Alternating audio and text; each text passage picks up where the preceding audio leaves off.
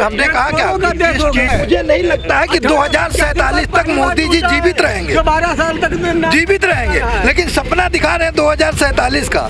मुझे नहीं लगता कि मोदी जी 2047 तक जीवित रहेंगे। शिक्षा, स्वास्थ्य, विकास दिखाई नहीं देता है। हम तो यही चाहते हैं कि विपक्ष ने पूरा देश ईवीएम का बहिष्कार करे। मैं पूरे देश से अपील करता हूं कि ईवीएम का बहिष्कार करे। ईवीएम जारी रही तो 2024 बाद जो युवा बेरोजगार हो गए हैं वो गृह युद्ध के लिए तैयार हो जाएंगे। न हिंदू होगा न मुस्लिम होगा, सब एकत्र होकर के अपनी रोजी रोटी के लिए लड़ाई करेंगे। नमस्कार, मैं हूं हयात अब्बास और आप देख रहे हैं 4 PM न्यूज़ नेटवर्क। लोकसभा चुनाव में बहुत कम वक्त रह गया है और लोगों के बीच जा रहे हैं और पता कर रहे हैं कि आखिर इस बार चुनावी मूड क्या है जनता के बीच माहौल। यहाँ कुछ लोग बैठे हुए हैं और इन्हीं से चर्चा शुरू, अधिवक्ता ही हैं, सारे लोग अधिवक्ता हैं, तो इन्हीं से चर्चा शुरू कर देते हैं। सर, क्या लगता है किसका माहौल बन रहा है 2024 में? 2024 में जब तक मशीन से चुनाव होगा, ईवीएम से चुनाव होगा, तब तक तो मोदी ही आएंगे। अच्छा, हाँ। ऐसा क्यों लगता है कि ईवीएम से चुनाव जो होता है उसमें घोटाला है? तो अगर कहीं किसी चीज़ पे संदेह अगर होता है तो उसको बंद करके, अगर मोदी जी को और बीजेपी वालों को इतना विश्वास है जनता के ऊपर, तो बैलेट पेपर से चुनाव करा के देख ले, क्या फ़र्क पड़ता है उनको। सरकार तो उनकी है। जो लोगों के मन के अंदर भावना है, गलतफहमी है, वो भी दूर हो जाएगी। कहाँ पर ऐसा हुआ है जो ईवीएम पे संदेह होने लगा? ये कई जगह के लिए हो रहा है, कई जगह हो रहा है। टेस्टिंग में भी निकला, पेपर भी आता है, न्यूज़ पेपर में भी आया, लेकिन कभी आज तक कोई सुनवाई नहीं हुई। ईवीएम पहले भी तो थी, तब इनको विरोध करना था। जब इनकी सरकार बन रही थी तब तो ये विरोध आडवाणी जी ने पत्र लिखा था, अब जानकारी है कि नहीं? तब फिर तो उनकी पार्टी के लोग तो ऐसे कर रहे हैं, ऐसा थोड़ी है। विपक्ष का काम है। और फिर कोई मशीन बनती है उसका मिसयूज होता है नहीं होता, जब प्रयोग करेंगे तभी तो पता चलेगा। जब ईवीएम से चुनाव कराया उन्होंने तो पता चल साइड इफेक्ट्स हैं तो हटा दें, काम खत्म करें ईवीएम से। ये तो बड़ा सवाल है। सच्चा लोकतंत्र चाहिए इस देश को, चाहे कुछ टाइम लेके काउंटिंग को बात हो। ये बताइए, ये ईवीएम लेके कौन आया था पहले? तो वही तो कह रहे हैं कि जो लाए थे वापस, कांग्रेस उनका ही डिमांड है कि भाई वापस कर दिया। कांग्रेस लेके आई थी ना, जब 2 बार यूपीए की गवर्नमेंट बन चुकी ईवीएम से 2 बार। इसका सवाल का जवाब सर देंगे? हाँ, बिल्कुल 2 बार बन चुकी। तो उस समय जो आज सत्ता पक्ष में उन्होंने आरोप लगाए थे ना, उन्होंने चिट्ठी लिखी, उनके नेता लाल कृष्ण आडवाणी, सुब्रमण्यम स्वामी, सब ने विरोध किया ना, सबने विरोध किया। और तब जब सीटें आई थी, कितनी आई थी? 198, 99, ना कि 302, 301 ईवीएम के द्वारा। अच्छा, विपक्ष का ये भी तो कहना है ना कि जितना मोदी जी कह देते हैं कि इतनी सीटें आएंगी, हमारी उतनी सीटें आती हैं। ये कैसे? पहले से कैसे? कभी आज तक कांग्रेस ने ये नहीं कहा कि इतनी सीटें आ रही हैं, कांग्रेस हमारी इतनी सीटें, ये और इतनी नहीं हुई कभी। इनके एग्जैक्ट संख्या जाती कैसे? देखिए, हाँ, राजनीति है आंकड़ों का खेल। अच्छा, ठीक, जो राजनीति करता है उसको, जो विपक्षी पार्टी है उनको भी आंकड़े मालूम है। अच्छा, कि क्या होगा, ये आप जान लीजिए। और यदि ईवीएम पे पब्लिक क्वेश्चन मार्क लगा रही है, ठीक है, तो पब्लिक की बात को सुनते हुए गवर्नमेंट को कुछ ऐसा पारदर्शी निर्णय लेना चाहिए ईवीएम पर, जो ईवीएम से जब चुनाव हो तो बिल्कुल पारदर्शी हो, बिल्कुल उसमें किसी तरह का कोई क्वेश्चन मार्क ना लगा पाए। भाई सुप्रीम कोर्ट ने कहा था कि वीवीपैट की गिनती कराई जाए, क्यों नहीं कराई गई? भाई पारदर्शिता कैसे लाएंगे? पारदर्शिता कैसे लाएंगे? हम भी तो कह रहे हैं कि ना ईवीएम बंद करें, मान लीजिए ईवीएम से कराएं। अगर संदेह है तो वीवीपैट पर्चे भी गिनती करवा देना, काउंटिंग वो बाद में कराएं। अगर उसका रिजल्ट आप दूसरा आता है, परिणाम दूसरा आता है वीपी पर्ची से, तो गवर्नमेंट को चेंज कर दे, फिर उनको दे दे मौका। मैडम, जब यहाँ का लोकतंत्र जो हमारा चुनाव की बागडोर चुनाव आयोग के पास होती है ना, और चुनाव आयोग विधेयक पास करके चीफ जस्टिस ऑफ इंडिया को हटा दिया, अपना हो गए, प्रधानमंत्री हो गए और एक मंत्री रख दिए और एक विपक्ष का नेता रख दिए, तो चीफ जस्टिस को क्यों हटा दिया? विधेयक क्यों इनको लाना पड़ा? इनकी सोच में खोट है। भाई उसको भी क्यों हटाया? क्यों? आप लोकतंत्र का मतलब होता है स्वतंत्र चुनाव, और स्वतंत्र चुनाव मतलब जिसपे सबकी जो है प्रश्न चिन्ह ना लगे, और जहाँ प्रश्न चिन्ह लग जाता है तो वहाँ पे तानाशाही आ जाती है। और तानाशाही, सरकार के दो ही काम चाहिए, सरकार दो ही चीज़ मांग रही है, शिक्षा और रोजगार। और शिक्षा रोजगार कहाँ है? जनता मांग रही, सरकार नहीं मांग रही। तुम तो जो है वो घटक दल के है ही हो, तुम तो बोलोगे ही और हमको बोलने नहीं दोगे। जब यहाँ पे ये हाल है तो ये सत्ता में क्या करते होंगे? अब इनकी देख लीजिए चेहरे की मुस्कान। उठाने वाले हैं मैडम, हाथ उठाने वाले संसद में बोल नहीं सकते हैं, जनता को बेवकूफ बनाते हैं, अपनी जाति के आंकड़े देखा करके वहाँ वोट डलवाते हैं। सबसे बड़ी चीज, इतने बड़े हमदर्द हैं तो जाति हर 10 वर्ष में जाति जनगणना होती थी। 2011 में जाति गणना हुई, कांग्रेस में कमी थी, नहीं निकाल पाई।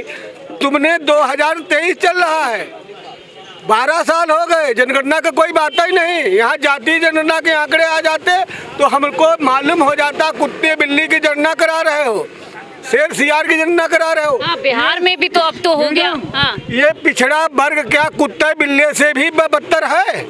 जो कुत्ते की बिल्ली हैं तो वही बोल रहे हैं, ये उनकी सपोर्ट कर रहे हैं। अरे अपनी जाति का गर्व करिए कि हमारी जाति के आंकड़े निकालो। सामान्य वर्ग के आरक्षण 10% दिया गया, तत्काल भर गया। ओबीसी का आरक्षण 90 से आज तक 12% हो पाया। कहाँ में कमी रही? इन्हीं लोगों की कमी रही कि उनकी सपोर्ट करते हो। आप बताइए क्यों नहीं जनगणना आंकड़े निकलवा रहे हो? क्यों नहीं जनगणना करवा रहे हो? कुत्ते बिल्ली सियार से भी बदतर हो। शर्म आनी चाहिए ऐसे सत्ता लोगों को। क्या करें बेचारे, किसी लायक नहीं है, अपना पड़े हुए हैं कोने में, कुछ मिल रहा है तो उसको प्राप्त कर रहे हैं। मतलब बोल नहीं सकते ये। बोल क्या सकते हैं? बोलने की हैसियत ही नहीं है। मानसिक गुलाम है। चुने हुए प्रतिनिधि है जो हमारे कास्ट के जाते हैं, मानसिक गुलाम है, और गुलामों से कोई उम्मीद मत करिए। जहाँ सामाजिक न्याय की बात है, जैसा आपने कहा जाति गणना होनी चाहिए, इसके पक्षधर हम हैं, हमारी नेता अनुप्रिया पटेल जी भी, और इसकी लगातार उन्होंने संसद में मांग भी उठाई है और संभवतः होगा भी है। आज नहीं तो कल, कल नहीं तो परसों जाति मतलब 9 साल में नहीं हो पाया लेकिन होगा। उसे रखिए। तो मोदी जी कहते हैं 47 का सपना दिखा रहे हैं, 47 का, 2047 का, मतलब 81 की बार पहली बार टूटा है। मुझे नहीं लगता है कि 2047 तक मोदी जी जीवित रहेंगे, 12 साल तक जीवित रहेंगे, लेकिन सपना दिखा रहे हैं 2047 का। मुझे नहीं लगता कि मोदी जी 2047 तक जीवित रहेंगे। पीएम हटाओ, देश बचाओ, चोरों पर हमने कहा क्या, तो या तो उसको बंद कर दीजिए, अगर नहीं बंद करते हैं तो जो हमने कहा कि भाई बीपी पैट पर्चियाँ उसमें जो निकलती हैं पूरी पर्चियों की काउंटिंग करा लीजिए। दोनों चीजें हो सकती हैं। बिल्कुल बिल्कुल। तो साफ तौर से जनता के बीच थे। हाँ, हाँ। अच्छे दिन आने वाले। चुनाव के पहले जब कांग्रेस सरकार थी, इनकी केंद्रीय माननीय मंत्री जी बैठे हैं, 450 का रेट था, तब ये जो है गैस सिलेंडर लेके कितना ड्रामा किए थे। आज कहाँ किस कोने में घुसी बैठी हैं और किस मुंह से कहते हैं अच्छे दिन आने वाले हैं। एक इनका ही जुमला था ना, उसके बाद इनका स्टेटमेंट था, उसके बाद इसको बता दिया जुमला है। तो कह रहे थे कि राज्यों में हम देंगे 400 रुपए में सिलेंडर। किस राज्य में मिल रहा है? 500 रुपए में तेलंगाना में लागू हो गया और सेम डे रिजल्ट आया। राजस्थान में 450 क्यों नहीं लागू किया? गोरखनाथ बाबा और कबीरदास और गुरु नानक साहब एक साथ बैठ के मीटिंग कर रहे थे। हम तो करे तो तुम भी उसी में बैठे थे। तो झूठ ना बोलो। यहाँ की जनता बेवकूफ़ बन करके बेरोजगारी ना, शिक्षा, स्वास्थ्य, विकास दिखाई नहीं देता है। बात कर रहे हैं तो कहते हैं विश्व गुरु चल बना दिया। मैडम मैं भी बता रहा हूँ, आप शायद पढ़े होंगे मैडम, अभी मैंने बताया झूठ बोलने में विश्व गुरु हैं। इन्होंने अभी मैंने पेपर में निकला था, संजय सिंह बोले थे, हिंदुस्तान पेपर में मैंने निकला कि जो नोटबंदी के समय रुपए छापे गए थे, नए नोट 13% नोट 88,000 करोड़ रुपया गायब हुआ और आरबीआई को नहीं प्राप्त हुए। आरबीआई को प्राप्त नहीं हुए वो रुपए के बताने के लिए संजय सिंह बोले ने, उनको जेल डाल दिया गया। आपकी कोई फॉल्ट बताता तो जेल क्यों चला जाता है? आपके यहाँ संसद ने गरियाया बसपा के सांसद को, उस पर कुछ नहीं किया। आपके सांसद ने पर्ची बना करके अंदर पेश किया, कुछ नहीं हुआ। जो बेचारे उन पर मांग कर रहे थे, जो मांग कर रहे थे कि उस पर होना चाहिए, आपने क्या किया, उन सांसदों को निकाल दिया। फिर आप राष्ट्रपति बैठे हुए, सम्मानित पद, हम लोग माननीय लिखते हैं, उपराष्ट्रपति जी ने वहाँ पर अपनी जात को क्यों लेके आए? ये मानसिकता कैसी है? कि मिमिक्री पे बात मिक्री मोदी जी किसकी नहीं की है? सोनिया गांधी की है, राहुल गांधी की है। मौका लग जाता है तो किसी और का कर दे। संवैधानिक पद पर बैठे हुए मोदी जी और राष्ट्रपति जी, संविधान को देखना है कि ना कि वोटर देखना है। सत्ता में जब फल मिलता है, पेड़ पे फल आता है तो पेड़ झुक जाता है। तुच्छ पेड़ होता है जिसमें छोटे फल आते हैं, वो गिरता नहीं, वो पेड़ सूख जाता है, वो फल उसी में सूख जाता है। ये तुच्छई की भाषा मत बोलो, यहाँ की जनता बेवकूफ़ नहीं है। सर, तो आप लोग क्या कुछ करेंगे? ईवीएम को लेकर तरह तरह के अभियान चल रहे हैं, विपक्ष भी सड़कों पे उतर रहा है। यदि ईवीएम जारी रही तो 2024 बाद जो युवा बेरोजगार हो गए हैं वो गृह युद्ध के लिए तैयार हो जाएंगे। न हिंदू होगा न मुस्लिम होगा, सब एकत्र होकर के अपनी रोजी रोटी के लिए लड़ाई करेंगे। एक ही बात है, इनको ईमानदारी से इलेक्शन कराएं, किसी पर कटाक्ष मत करें, संविधान में जो दिया गया है उसके अधिकारों को हनन न करें, देश को जैसे चल रहा था अपने पूर्वजों को गाली मत दें। सबसे बड़ी चीज़ अभी तो जब कहते हैं विपक्ष हमको गाली देता है, हम तो बहुत सभ्य हैं। जब इलेक्ट्रॉनिक लाए थे जवाहरलाल नेहरू, तो जनसंघ ने और आरएसएस वालों ने जी जान लगा दिया था विरोध करने में। ईवीएम जब आई तो भाजपा के लोगों ने ही सुप्रीम कोर्ट में एसएलपी दाखिल हुई थी। आज जब नरेगा आई तो उसका विरोध बीजेपी के लोग कर रहे थे कि नहीं कर रहे थे? आपके पास होगा, जब ईवीएम पर इन्होंने रिट डाली और आधार जब आया उसका विरोध किया, आपने विरोध किया, आज उसको क्यों बढ़ा रहे हो? आप ख़त्म करके आप नई चीज़ लाते, दिखाई देता को क्या दिखाई देता है? आप रियल इस्टेट बना रहे थे, कितने रियल इस्टेट बने? कॉलोनी बन रही है, हमको कागज़ें भी दिखाई देती है, कहीं बनी नहीं। हाँ, मायावती की कॉलोनियाँ जो निःशुल्क दी गई पूरे उत्तर प्रदेश में तहसील स्तर, जिला स्तर पर दिखाई दे। ये कहते हैं अच्छे दिन ला दिए हमने, देश में सब कुछ बहुत अच्छा है। अरे भाई, अच्छे दिन तो झूठे में लाए दिए, सारा चीज झूठ है और क्या लाए हैं? ईवीएम रहते हुए 24 में क्या विपक्ष की जीत निश्चित समझे? मतलब ये इसमें संदेह है कि विपक्ष जीत पाएगा ईवीएम के रहते? ईवीएम तो एक ऐसी चीज़ है कि जिसके चलते यदि ये चाहें तो जीत सकते हैं, क्योंकि सारी प्रशासनिक जो है इनकी मशीनरी है, डीएम से लेकर निचले स्तर से लेकर के सारों को सबको जो है अपनी सर्विस का डर है।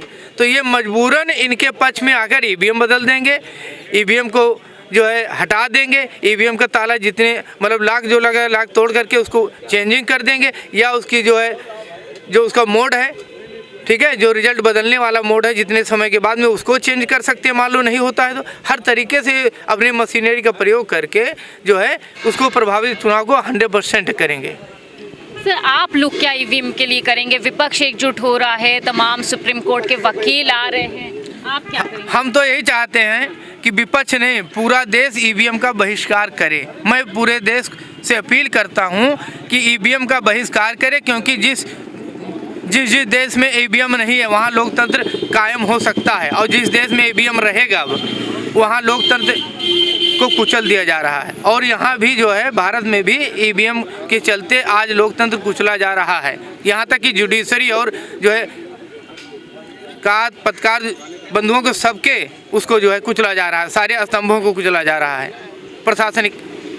ईवीएम को लेकर लोग क्या कुछ कहते हैं, क्या सोचना है उनका, और लोग भी ये चर्चा कर लेते हैं। सर, आप क्या सोचते हैं, आपका क्या मानना है? ईवीएम तो ठीक है, आपको ठीक लगता है? ईवीएम सही है। ऐसा है, ईवीएम अगर गलत होती तो परिणाम दूसरी जगह क्यों दूसरे पक्ष में चले जा रहे हैं? सर, ये देखिए, अब ये कह रहे हैं कि अगर ईवीएम गलत होती तो परिणाम दूसरे पक्ष में क्यों? नहीं तो वो तो कहेंगे उनकी मजबूरी, वो गठबंधन दल के साथ में, अच्छा, तो उनकी तो मजबूरी है, सत्ता पक्ष में के साथ उनके दल का गठबंधन है, तो उनकी तो मजबूरी है कहना। वो क्यों कह देंगे कि गलत है ईवीएम, सही गलत नहीं? ईवीएम जब वोटिंग शुरू होती है तो शुरू होने के पहले सारे कैंडिडेट बुलाए जाते हैं और उसको चेक कराया जाता है कि कोड सही पड़ रहा है, गलत पड़ रहा है। पूरा चेक होने के बाद तब ईवीएम चालू की जाती है वोटिंग के लिए। अच्छा, कई ईवीएम की धांधली आई, आपने नज़र उस पर की कि जहाँ पे वोट दे के आए उनके विधायक के पूरा परिवार, उन्हीं का नाम नहीं आया, प्रत्याशी का वोट नहीं आया। और सर एक मेरी बात सुन लीजिए, अगर लोकप्रियता पे इतना उनको अपने वो है, इतना उनको यकीन है अपनी लोकप्रियता पर, तो एक बार बैलेट पेपर पे ले आए, क्या चला जाएगा? अब लोग मांग कर रहे हैं, काफ़ी समय चल रहे, ईवीएम चल रहे, इससे जल्दी हो जाता है। नहीं, जल्दी नहीं चाहिए ना, आराम से चाहिए जब इतने लोग कह रहे हैं। सच्चा लोकतंत्र चाहिए कि मशीन चाहिए? हमारा कहना है जो विकसित देशों में ईवीएम से जो हटा दिया, नहीं हटा दिया, वो लोग बेवकूफ़ हैं क्या? अमेरिका जैसे, जापान जैसे लोग कभी नहीं कराते। क्या वजह है? इस पे विचार करें कि नहीं करें? तो हमारा देश विश्वगुरु बन गया है ना। विश्वगुरु? अरे विश्वगुरु ही बता सकते हैं, तो अमेरिका क्यों नहीं बनाते? अमेरिका में क्यों नहीं चुनाव होता? अमेरिका में ईवीएम से होता है? नहीं होता। उसकी तुलना करें, उसकी तरफ बनना चाहते हैं, नहीं बनता है। वहाँ ईवीएम से नहीं होता, यहाँ भी ईवीएम से नहीं कराओ, क्या दिक्कत है? अरे आप खुद पॉपुलर है। देखिए विपक्ष का काम है कि आवाज़ उठाना और पक्ष के में उसके ऊपर खूबियाँ और उसमें कमियाँ निकालना। तो इसी तरह लोकसभा चुनाव को लेकर और ईवीएम को लेकर जनता के बीच क्या माहौल है, वही भापने आए थे। और साफ तौर पे जनता का कहना है कि जिस चीज़ पे संदेह हो जाता है उस चीज़ को खत्म कर देना चाहिए, संदेह को खत्म कर देना चाहिए। फिलहाल 2024 में क्या कुछ करेगी भाजपा सरकार, क्या भारी पड़ेगा विपक्ष का वार, ये तो आने वाले वक्त ही बताएगा। फिलहाल इसी तरह लोगों से मिलते रहेंगे, बात करते रहेंगे लोकसभा चुनाव पर। कैमरा पर्सन सत्यनारायण के साथ मैं हयात अब्बास, 4 PM न्यूज़ नेटवर्क।